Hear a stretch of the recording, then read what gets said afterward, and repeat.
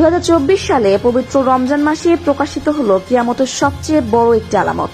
পুরো বিশ্বে শুরু হয়েছে তুমুল আলোড়ন। বিশ্বের সব মানুষই জানেন যে দুনিয়া একদিন ধ্বংস হয়ে যাবে, তবে এত তাড়াতাড়ি কিভাবে প্রকাশ পেল এই আলামত? শুকিয়ে গেছে ফোরাত নদী, মানুষের মাঝে শুরু হয়ে গেছে স্বর্ণ তোলা নিয়ে প্রতিযোগিতা, শুরু হয়ে গেছে শেষ বিশ্বযুদ্ধ। পবিত্র কোরআনে ও প্রিয় নবীর বলে যাওয়া কিয়ামতের সবচেয়ে বড় একটি নিদর্শন হলো ফোরাত নদী শুকিয়ে যাওয়া আর সেখান থেকে সোনার পাহাড় বের হওয়া। ইতিমধ্যে সেখানে সোনার ছড়াছড়ি শুরু হয়ে গেছে। আল্লাহ, আপনি আমাদের এই ফিতনা থেকে রক্ষা করুন। সম্প্রতি জানা গেছে যতই দিন যাচ্ছে ততই মাটি ফুঁড়ে বের হচ্ছে স্বর্ণ, আর এই স্বর্ণ নেওয়ার জন্য ফোরাত নদীর দিকে ছুটছে মানুষ। ইতিমধ্যে শুরু হয়ে গেছে স্বর্ণের ছড়াছড়ি। প্রিয় দর্শক, আজকের ভিডিওটি খুবই গুরুত্বপূর্ণ। আপনার একটি শেয়ার হয়তো একজন মানুষকে ফিতনা থেকে বাঁচাতে পারে, তাই ভিডিওটি শেয়ার করে আমাদের সাথেই থাকুন এবং ভিডিওটি শেষ পর্যন্ত দেখুন। কিয়ামত আর বেশি দূরে নেই।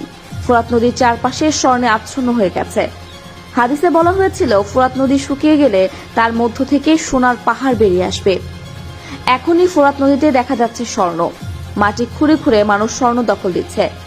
কিয়ামতের একটি আলামতের অন্যতম বৈশিষ্ট্য হল ফোরাত নদী। এই সেই ফোরাত নদী যার মোট পানির মধ্যে 2/3 বেশি শুকিয়ে গেছে এবং দেখা যাচ্ছে স্বর্ণ। প্রিয় নবী বলেছিলেন, তোমরা ওই স্বর্ণে হাত দিবে না। এই স্বর্ণ মানে দাজ্জালের ফিতনা। এই স্বর্ণ নিয়ে শুরু হবে তৃতীয় বিশ্বযুদ্ধ। মানুষ স্বর্ণের লোভে শুরু করবেন যুদ্ধ। কে কত সোনা সংগ্রহ করতে পারে তা নিয়ে হবে তাদের মধ্যে লড়াই। ফোরাত নদীর তলদেশে স্বর্ণ ভেসে উঠেছে। লক্ষ লক্ষ মানুষ ভিড় করছে ফোরাত নদী থেকে সংগ্রহ করতে। এই ফোরাত নদীর তীরে ইমাম হোসেন রহমতুল্লাহি আলাইহিকে নৃশংসভাবে পৃথিবী থেকে সরিয়ে দেওয়া হয়েছিল।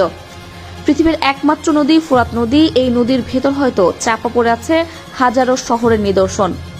মহানবী হযরত মুহাম্মদ সাল্লাল্লাহু আলাইহি ওয়াসাল্লাম বলেছেন, যাওয়া বার্তা যে তোমরা ততক্ষণ পর্যন্ত কিয়ামতের আশা করো না যতক্ষণ পর্যন্ত ওই ফোরাত নদী তার ভেতর থেকে সোনার পাহাড় না বের করবে। ফোরাত নদীর সাথে কিয়ামতের একটি সূত্র রয়েছে। প্রিয় দর্শক, ফোরাত নদী শুকিয়ে গেলে তার ভেতর থেকে বের হয়ে আসবে সোনার পাহাড়। আর সম্প্রতি আমরা দেখলাম মানুষ ফোরাত নদী থেকে সোনা তুলছে। ভিডিও বিশ্লেষণ করে জানা যায়, জলবায়ু এবং আবহাওয়া খারাপ হওয়ার কারণে ফোরাত নদীর বেশ কয়েকটি অংশে শুকিয়ে গেছে, আর সেখানে বেশ কিছু জায়গা থেকে ইতিমধ্যে স্বর্ণের টুকরো ভেসে আসার তথ্য পাওয়া গেছে।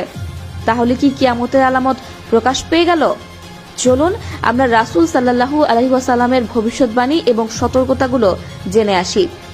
এই ফোরাত নদী তুরস্ক, সিরিয়া, ইরাকের ভেতর দিয়ে প্রবাহিত হয়ে দজলা নদীর সাথে মিলিত হয়েছে। ইতিহাস থেকে জানা যায় এই ফোরাত নদীকে কেন্দ্র করে পৃথিবীর গুরুত্বপূর্ণ অনেক ঘটনা ঘটেছে। আগের মতন কোলাহল এখন আর প্রবেশ করে না।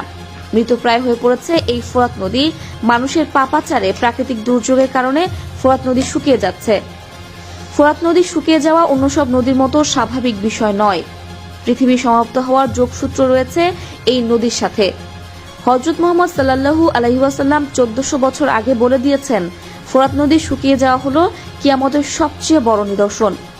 ফোরাত নদীর যতক্ষণ শুকাবে এবং তার ভেতর থেকে যতক্ষণ সোনার পাহাড় বের না হবে ততক্ষণ কিয়ামত হবে না। এই কথা সত্যি যে কিয়ামতের আলামতের অন্যতম নিদর্শন হচ্ছে ফোরাত নদী শুকানো আর সোনা পাওয়ার বিষয়টি প্রমাণিত হয়েছে।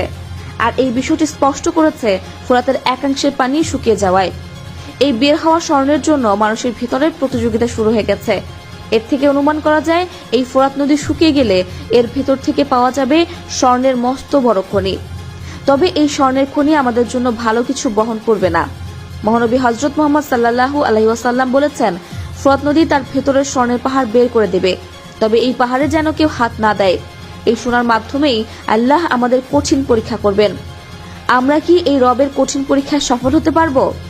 আমরা যেন এই পরীক্ষায় পাশ করতে পারি, লোভ লালসা থেকে বাঁচিয়ে রাখতে পারি।